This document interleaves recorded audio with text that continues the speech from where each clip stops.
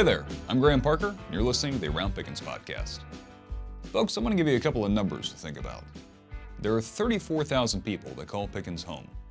Our county government alone has about a dozen departments, 20 boards and authorities, and a whole mess of other elected officials. Needless to say, we might not be the biggest county in Georgia, but we get our fair share of questions from residents about nearly every topic you can think of. Whether it's about what to do with old paint, open records requests, or concerns about the future of cryptocurrency mining, we get questions of every stripe.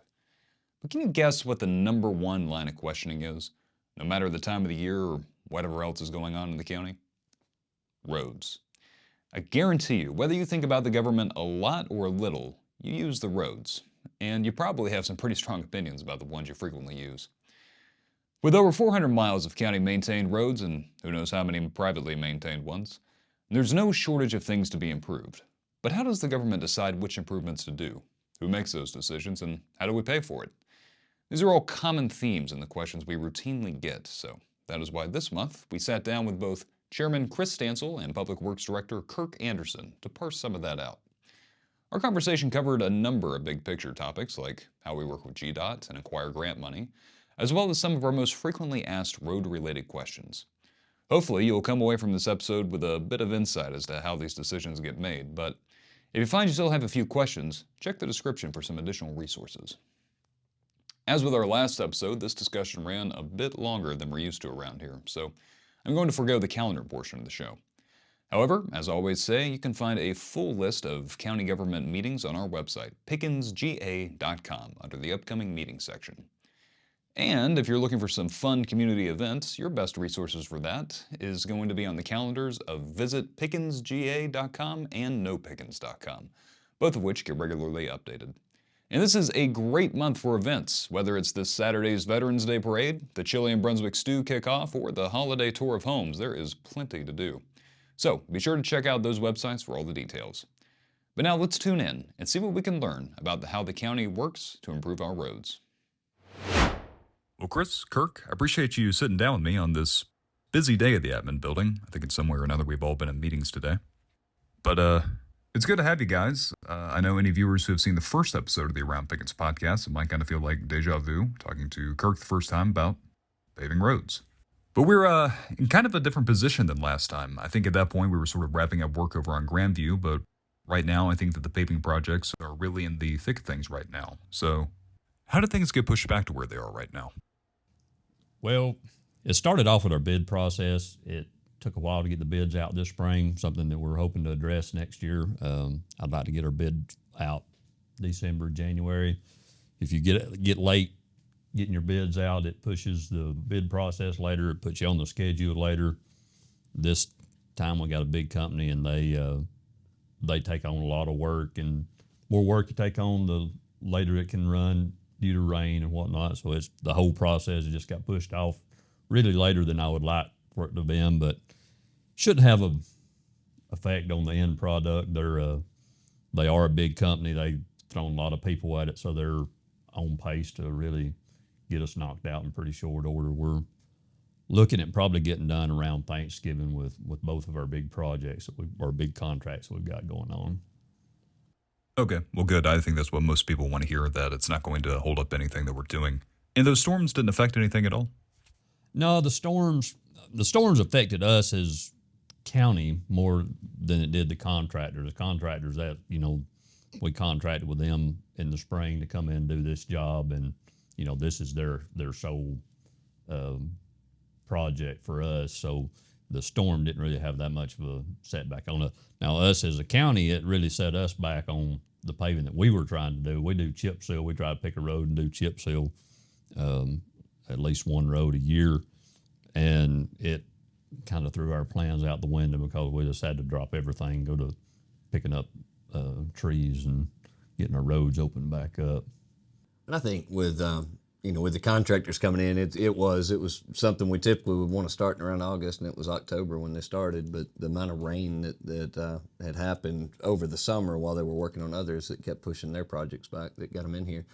But the pace that they've been paving at on starting on Cove Road, I know at the time we're filming this that they're approaching the completion of Cove Road with getting that completely done, and that was with adding a leveling coat to come underneath it. So that road should be in really good shape before they kind of move on through the list of projects. I know recently a big conversation about Jerusalem Church Road was brought up, and Jerusalem is on this list. There's a lot of patching to be done as it's being paved, so it's going to be the final project that they do in probably November when they get midway through November. So I think that'll be a huge asset. Those are two of our longest roads. They're both about 8 miles long. So we're tackling kind of doing major repair on two of our longest roads in the county, both in the same calendar year. So Probably a couple of our most traveled roads. I know Cove Road is, and probably Jerusalem's right there, second, I would say, it in Hill City, which we got last year. the only road that's longer is Henderson Mountain, and we've had to keep putting that one off a little bit while we try to find a way to improve the way the water lines are, because the water lines are underneath the road, and there's a lot of friction with the rock. So that project's one that we keep trying to get on the schedule to pave, but we don't want to pave it and then cut it right back up and then have issues with it right off the bat. So that one we'll still be working through. But that's our biggest, longest roads that we're trying to address as we're going through. Well, given the timeline you were just talking about with the bids, have you thought about which roads you're going to be paving next year? Yes, we compiled a list soon after we did the bid last year, and I generally get a list of the ones that I kind of suggest and hand it over to the commissioners, and they kind of tweak it, and we go back and forth as far as which ones we're going to do, and before we finalize it. And then there's always the money. At the end of the day, we got to see kind of how much money we're planning on spending, and then tweak what roads we're going. We may have to cut a road, put it off till next year. But yes, we have got a list together for next year. I know Jones Mountain Road is one that's in dire need. We're probably going to be looking at doing some kind of patch and replace on it, similar to what we're doing on Jerusalem. New process we're looking at next year is micro surfacing. It's a little bit different than anything we've done before. It's a resurfacing. It's not as thick as what our normal asphalt is, and it's not as expensive. We can do about 3 times the amount of area with it as we can on regular paving, and we're looking at it on some of our less traveled roads to where we can be making some improvements on them and make them last longer. We're not expecting 25 years like you'll get out of an asphalt road, but if we can get 10 or something like that, 10, 12, 13 years, and seal them off and get them back in better shape, and kind of hold off spending that big money on them. It allows us to use our big money to do some of these major roads, but that's something we're looking into next year. I'm kind of excited about it. I know it's not real exciting to everyone, but I'm excited about it anyway. I think with what Kirk's talking about, the ones that don't have big trucks on them all the time, that don't have the heavy weight that's traveling, it's not as much just the amount of cars that are going, but the weight of the vehicles that are going on them. So some of your subdivision roads are well-established areas that aren't major thoroughfares. There's the ability, if they're not in disrepair to a point that you can't, then we're hoping that'll do it. And like he said, that's 3 times. So for every 1 mile of road we could pave with asphalt, we'd be able to do 3 miles of road with that for the same cost. And I think it'll be a neat project. And that's where we've because it's new. When we come up with what is our paving list for next year, is we've got to get that estimated pricing when it gets closer to time where the bids will know a closer figure as to what the cost per mile is. That'll help a lot. We get lots more bang for our buck out of taxpayers. We have no shortage of need for roads that need to be paved. There's definitely an abundance of need for roads that are there, and we're aware of that. When we get the call, you get angry people that are calling frequently about the condition of the road that they live on, and we're not insensitive to that at all, but at the same time there's a limited amount of funds that you can invest, so we're trying to band-aid the ones that we have to band-aid until we get to the point where we can spend enough to work on those. But at the same time, the ones that do create some safety issues or safety hazards, or if they're just falling apart to where they're they're difficult to travel. Those are the ones that we're having to tackle first, the heavier travel ones. Well, I think it might be helpful to talk about funding. That's not really something we covered last time. How do you budget paving for new roads? Where does that come from? So it's a combination of two sources. One is what's called an LMIG, Local Mileage and Improvement Grant, that comes from the State Department of Transportation. That's part of your fuel tax that's paid, and it's spread out throughout counties. They award that based on your total number of miles of roads. So approximately 400 miles of roads, and it is averaged around $600,000 for the last couple of years that comes from that grant that they provide for improving your roads. The remainder is through SPLOST. The SPLOST that was passed in 2020 actually allocated 50% of the total amount of SPLOST collected to go toward those type projects, toward public works. It does buy some equipment, and there's not 100% goes into paving, but the vast majority of it does go into paving, and that generally is around $3 million a year. It's based on sales tax, so it can go ebb and flow up and down. So each month you receive the previous month's sales tax that comes into there. So that 1 penny sales tax goes in, and those two combined figures kind of give you your estimated budget of what we're spending on a regular basis. So that's 3.6, and then if we have a year where we're a little bit below, we can take and reinvest some of that into the following year.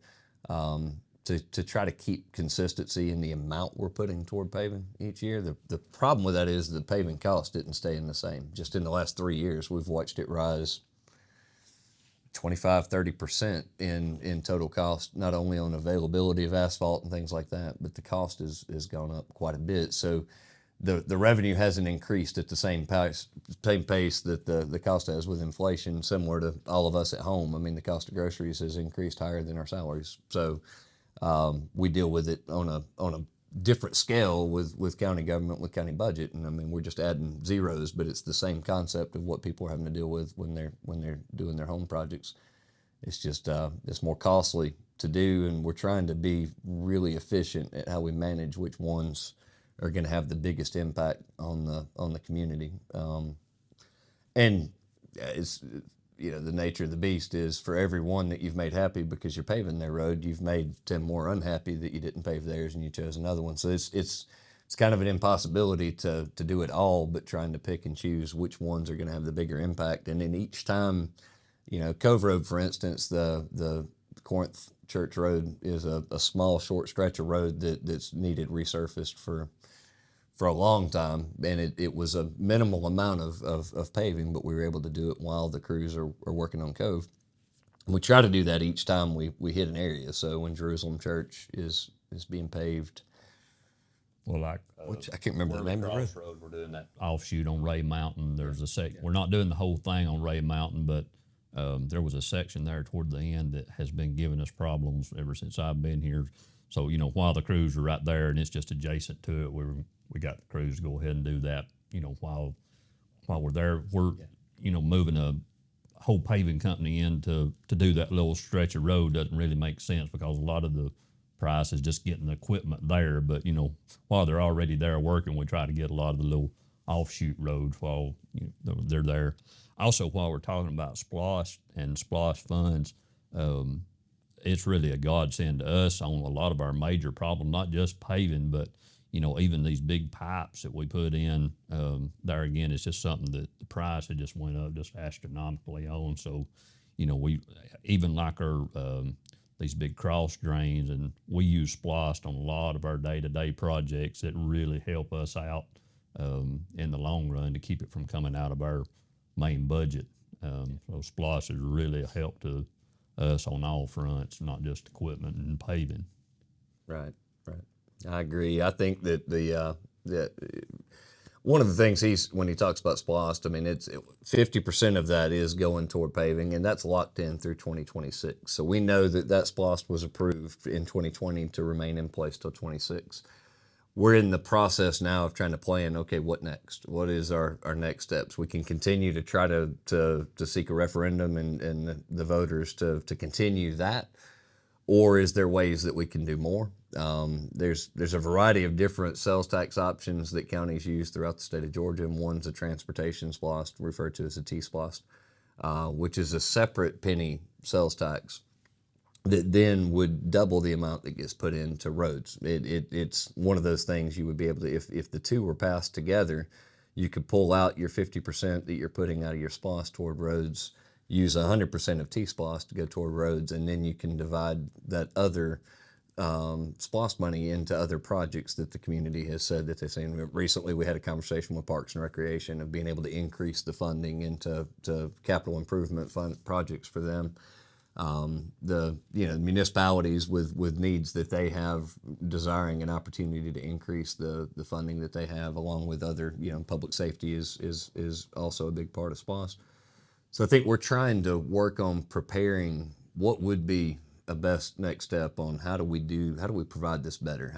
If you could double the amount of roads we're paving versus paving 16 to 20 miles of roads, if we could pave 40 miles of roads a year, we could actually get on a schedule for resurfacing to where we can maintain a schedule of what time we plan to do it. Right now, when we're having to just fix the problem areas, we can't really get to a true schedule of how to do that. So I think that's in the plans for how do we move to the next step? How do we genuinely take it to where it needs to go, and trying to protect property taxpayers. It's roads, so people driving through your roads, if they're spending money in sales tax, then that gives them an opportunity to contribute toward it and not put the burden on the back of the homeowners throughout the county. And that's kind of one of our big goals. How do we fund these things while we can continue to roll back millage rates and continue, because it's costly, and trying to find what is the best way to invest those funds. Yeah, a lot of variables there. Yeah, it is, and it's just not a cheap process. Paving is it's just an expensive process as a whole. Yeah. Well, part of my job is to field questions from the public, and I get some that reoccur having to do with roads. One of which we kind of already touched on, folks who want to see paving come to their dirt or gravel roads. If I'm understanding it correctly, really, you guys pick two big roads you want to work on. Work on those main arteries, and then if you have some additional resources, you'll branch out from there? Well, I kind of look at it as two separate projects. We usually do our quote unquote summer paving project. That's our contractors, and then we as the county, we try to do a couple of dirt roads a year, change them from dirt to chip seal, and that's something that we do in-house. And it's a real efficient way, to get the road paved, get it to a better state. It's not asphalt, but it's a lot better than a dirt road. And this year we did the western side of Damascus. We were going to do all of Damascus, and the way the storms hit, that's where we had to kind of drop everything and go to cleaning up storms. But as far as like price, like our chip sealing, we do that in-house. Now, this number doesn't take in, our labor and our equipment, but as far as like the price per lane mile for us to do chip seals, $35,000 per lane mile.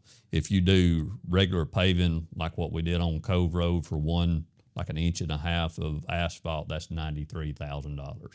So that's 3 times the amount for a contractor to come in and actually lay down asphalt. So there again, we get pretty good value for our time and effort on that, and that's something we try to do in-house. I think when he's talking about the in-house, one of the other things that people don't always understand is they think you can just come chip seal it as it sits.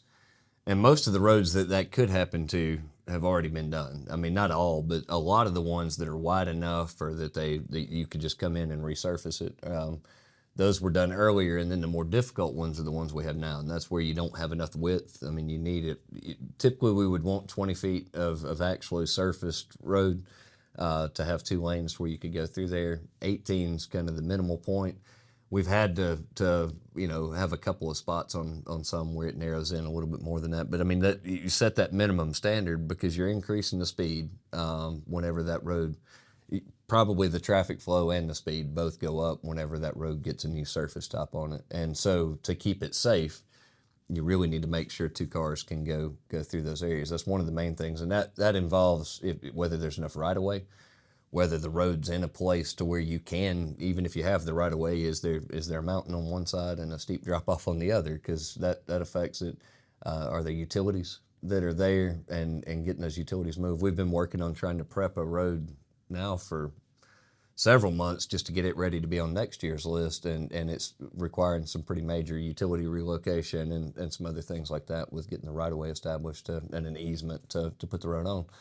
So it's not like we can just take the equipment and go out and as it lays, it's done. I mean, I know that people sometimes think, but we want the base to be right. We want this stuff to last. I don't know if you look at some of the projects that Kirk's crews have done in the last couple of years, they've just significantly improved. It's not just a resurface, but it's either wider or cleared out better, smoother.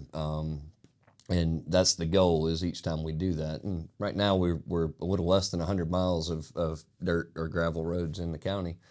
So if we keep chipping away at 1 or 2 miles a year in that, we continue to narrow that down to where we get to the point that either they just can't be because the type of condition the roads or the residents on them want to live on a dirt road. So trying to weigh those wishes, because sometimes you have a road where somebody wants it to stay dirt and somebody on the other end wants it to be paved, and we have plenty of need out there, so we're typically not jumping into the ones that are creating controversy to invest so that somebody's mad at us for paving their road when I've got 20 other streets that are begging us to pave theirs. So it's a challenge, and Kirk's office gets the calls on a daily basis, and I think our post commissioners do a great job of trying to pass on the wishes that everybody reaches out to them and to me as well, with making sure that all of us are reaching out to Kirk and his staff and saying, hey, what about this road? So I don't know which one he dreads getting more, the calls from us or the calls just from the general public, but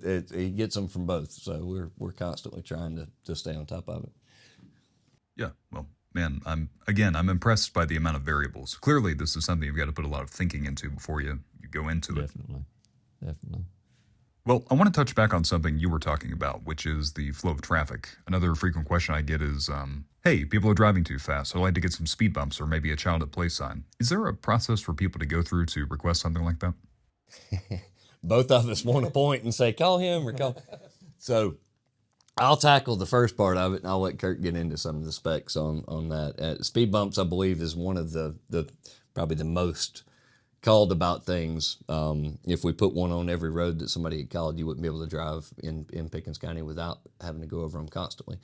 One of the issues with speed bumps, or not one of, but probably one of the biggest issues with speed bumps is the safety issue that they can cause. If the speed is traveling too fast on a road with a speed bump, then it creates more of a safety hazard than the speeding car creates. And so it creates that issue. You have the noise complaints that come with them a lot of times when they come in.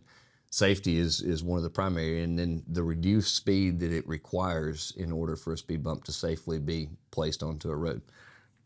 The last time I spoke with engineers on this, 15 miles per hour was the max speed that they recommended anything with it, and it not be on a pass-through road. So it limits where those can go, because we don't want to create a traffic issue or a safety issue by putting something in trying to stop the speeding traffic that's going through there.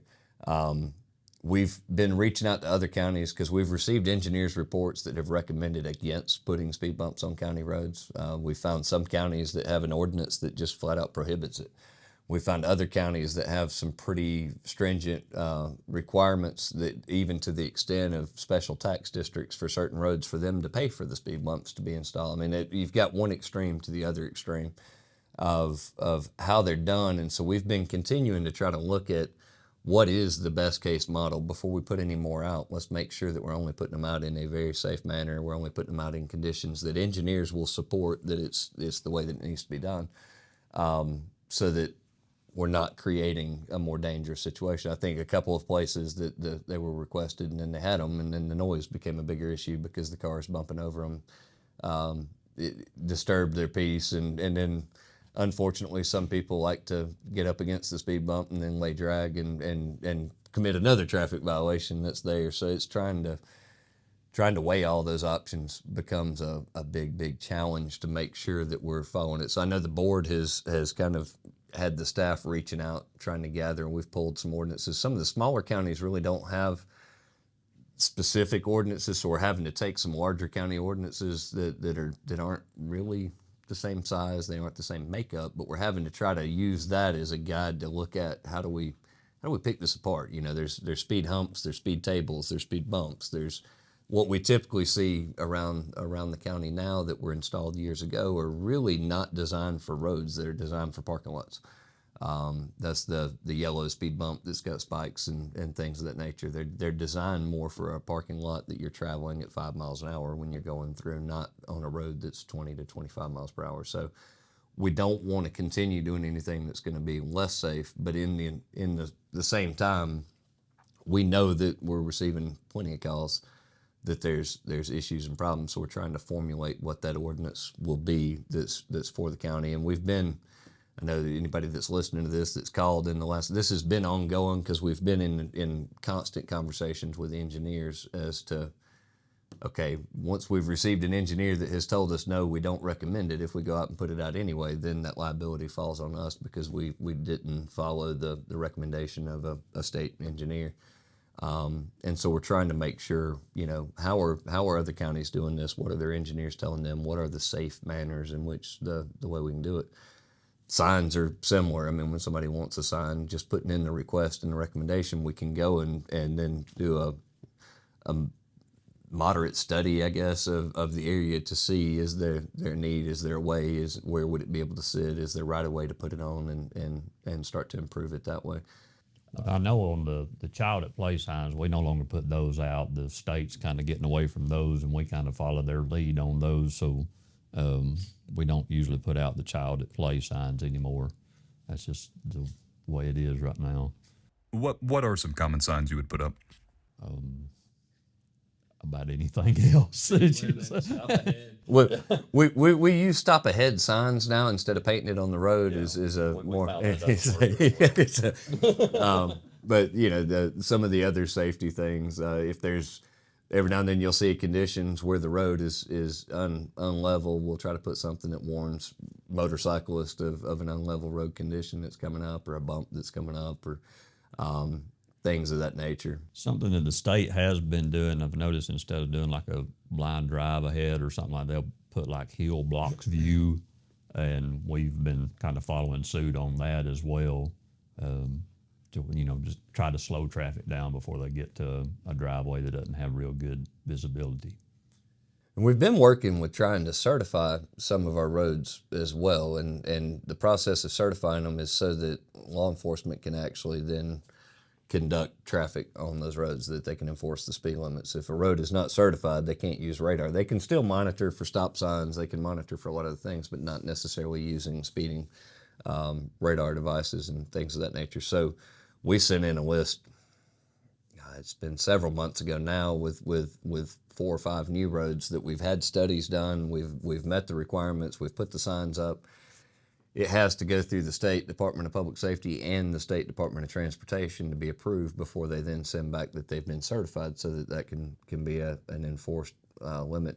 We've not received those responses back yet. It's just a slow process. We have followed up a few times, and we're working through an engineer who's working with the state agencies and trying to say, look, we need to get this ball rolling, because those are the people that are complaining. I've got email threads from residents that we've told them at the time we submitted the state study, hey, we've sent it to the state, we're waiting on them to approve it, and then we're still sitting and waiting. So it's and it's not that we haven't followed up, we just haven't got an answer yet, and that would free up the sheriff's office to go out and actually do traffic enforcement in some of these areas that we're getting those calls in those spots slowly. Well, I know working with the state is always a process. It is, and I'm not bashing this. They're overwhelmed because they've got 159 counties that are all sending them these different things, and they're doing studies. So it's not I don't know where the holdup is. I don't know, is it in the DOT side or the DPS side? Or you just look at it when you send those things through, and we're just at the mercy of getting that back. It's a state law that requires them to be certified, so we can't violate it. We just have to follow the procedures that are in place. I've heard of some that go through really, really fast, and I've heard some that are slow. We actually had these resubmitted probably 4 months after we submitted them originally, just in case something had went wrong in the submission, and they just haven't responded back on those 4 yet. But we're hoping to get an answer on those in the near future. So that's our goal anyway. Well, fingers crossed. Yeah. If I could ask you something I think is less technical, more ordinance related. The last commissioners meeting we had, some folks had requested part of the county road system be made private, but we've also gotten questions the other way around about making private roads part of the county road system. What are the requirements to take that on? So, and it's specific in the ordinance. If you go to the ordinance, in order for a road to be adopted and made public, it has to meet the minimum standard that's there. And that minimum standard wasn't always there. That's why there are some roads that are obviously not going to meet this requirement now. I think in 2005 is when that ordinance was put into place. And it deals with the amount of base that has to be there. It deals with the amount of asphalt that has to be there, the width, and the right-of-way. And it's very technical in terms of the specifics, so I'm not going to go through. But if those roads then meet those conditions and they've been established for a period of 2 years, then the county can then go back and adopt those into the county road system and then take on maintenance of those roads from that point.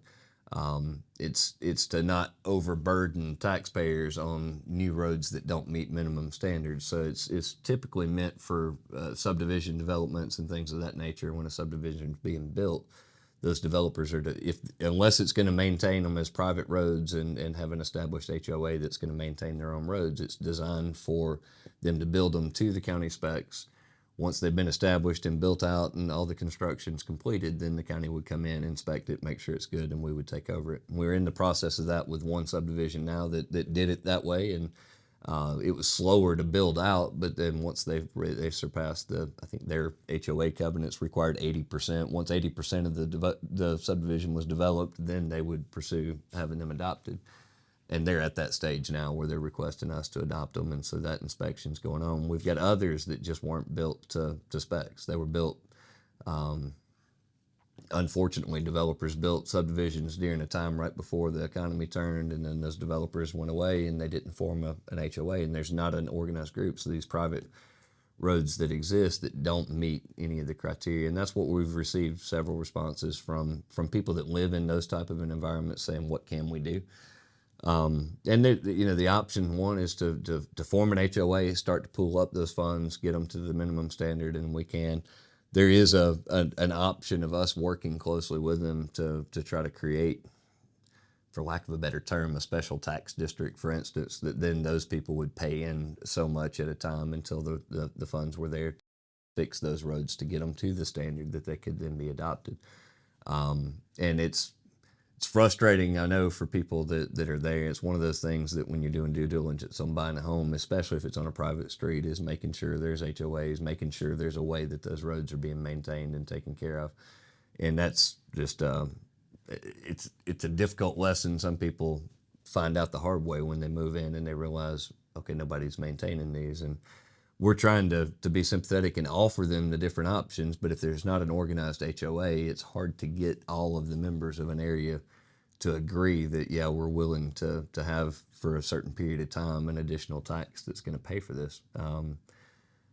But by law, it would be the same if I went on a private road and put county equipment and county workers working on a private road. It'd be the same as if I went to somebody's driveway and started paving their driveway. And it's just prohibited. It's forbidden by law. We can't do that. So that's why we have to have a standard, and you have to meet that standard, and that's what we have to stick to on a regular basis. But it is a frequently asked question, especially from just a handful of areas. There's a handful of subdivisions that kind of came during that era where developers either went under during that time because of the economy, or they just packed up and left, and so it's kind of forced a difficult situation from a decade ago. And it is unfortunate, and we're not unsympathetic to it. And we have a lot of people that move in. You know, the realtors haven't been real forthcoming about who takes care of the road, and how it's being maintained. Even outside of the subdivision, some of our dirt roads, at past a certain point, it goes to private, and there may be 8 or 10 houses that's built in there. They buy a house back in the back, and there's never been an agreement as to who takes care of the road between the end of county maintenance and their driveway. You know, in a perfect world, they would all pool funds and, you know, buy a couple loads of gravel a year, hire a contractor to come in there and fix it. But unfortunately, it's not a perfect world, and you don't have everybody that wants to, you know, chip in. And unfortunately, it usually falls to one or two to keep it up, you know, on their own. And it's not fair, but it's unfortunately, it's what a lot of them have bought into unknowingly. Well, let me ask you, for somebody moving into Pickens County, are there any resources or recommendations you would give them to avoid getting into a situation like that? They're free to call us. You know, we've got a list of what's county roads, and we got a list of all the roads in Pickens County. We can tell them whether they're private or public, or you know, if it's in a HOA or private community or whatnot. We can definitely tell them, you know, that information. Well, and just looking at the road signs is the first. I mean, if it's a green road sign, a standard green road sign with white lettering, and it's a publicly maintained road, unless it's some altered for a gated community that may have put something in that type of look. But private roads are marked with either a blue sign with white writing, or the old ones were white with green writing. But those are private roads. Then they would just need to find out, is there an HOA that maintains it? I mean, that would be questions that they just need to ask while they're in that due diligence phase before moving in, is to say, who maintains these roads? And go dig and research. You can go look I mean, if you were really an investigator, you could go to the clerk's office and pull the deeds and look at the deed on the property and see, you know, kind of who it is that's listed there. But typically just making a phone call to Public Works or to our office. We maintain that list over here as well. Ours probably isn't as updated as his, but that way we can check every time one comes in and verify, hey, this one is public and we do maintain it, or it's not. So, and it's just but I think that's everywhere, especially when you get to rural counties. You see it more and more. I mean, there are private roads in the community that some want to remain that way, and some wish that they could find a way to get there. But the cost of getting it to a minimum standard is not inexpensive. I was like, as Kirk was talking about the cost of asphalt just a minute ago, that $90,000 per lane mile for 1.5 inches of asphalt. Well, a 2-lane road's 2 lane miles for every, so you're $200,000 a mile to put 1.5 inches of asphalt. That's assuming nothing had to be patched or no repair work had to be done. That's just flat out asphalt. So that's not a simple fix. Some of these that are in major disrepair need major milling work, base work, all that, and then asphalt on top that could easily hit the 7-figure mark for a larger subdivision. So that's where it becomes challenging, and that's where we're bound by law when we can't put our equipment on those private community, private roads. So, well, I'd like to turn the conversation back to working with the state. I know from time to time they step in, they make a decision to alter state routes coming into the community. I'm curious to what degree, whether it's something big like what's happening with Highway 53 or even something smaller like making a roundabout, how much are they in communication with local governments, and to what degree does that affect the work that you do? As far as the work that we do, we kind of operate as separate entities. So if anything they do, I mean, they're working on their road, we're working on our roads. Now, when we have a storm or something like that, we work with the local guys to help get, everything cleaned back up, opened back up as quickly as possible. A lot of times we'll help them. We may haul some stuff for them. They may load some stuff for us. We try to work together to get everybody back at home and get the roads opened up as quickly as possible. But as far as the projects, I mean, we get surveys sent to us, for big projects coming. And then we interact. We try to have a roads meeting every couple of months, and we have representatives from the state, and they kind of update us on what projects are coming down the line, and we can get some feedback to them on that. A lot of them, a lot of it's out of our hands, but we try to put our 2 cents worth in like everybody else does. Yeah. I think it impacts sometimes with like utility relocation, water lines. One of the major projects that was done 2 years ago with the roundabouts on the west end of the county, there was a water line that was part of that project, and they kept moving one piece at a time instead of moving it all at one time. that being they shut everybody's water off every time they would move those people, that one line, they would shut everybody. So there were people and businesses and people who had disrupted water service for extended periods of time that we try to work with them to prevent that. I mean, our goal as county commissioners and as employees of the county is to take care of the citizens of the county. So anytime there's something that's interfering, is to constantly try to work with how do we prevent that. So, and then you live and learn. The next project that they come, you realize what happened the first time, and we say, no, we can't agree to this unless this is fixed. So that's been one part of it in going through. And I mean, the public outcry, that we're the closest form of government to reach out to. I mean, we're walking in the grocery store and walking around this. We're not hiding in another city. So I think we're the easiest to come to, and then we will do our best to try to reach out either to the DOT offices or to our state representatives and state senator to say, hey, can you help us out with taking a look at this? And it works. It works well. I think that you've seen recently there's some pushback from one group that originally a roundabout was going to go in. Now they're saying, hey, we don't think that's the best idea, and they're going back and forth with the state and the upcoming project through town, the one way. That's a major project, major undertaking, multi-year project the DOT is looking at, and you know, we provided early on feedback, but we really have to live with their decision, and we have to try to figure out how do we make that work within our road system the best we can once it starts. So that's the goal, is how do we all make them work together? What's going to improve that traffic flow?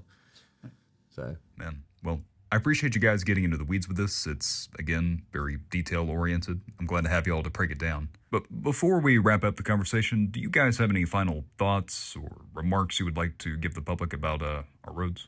Be patient.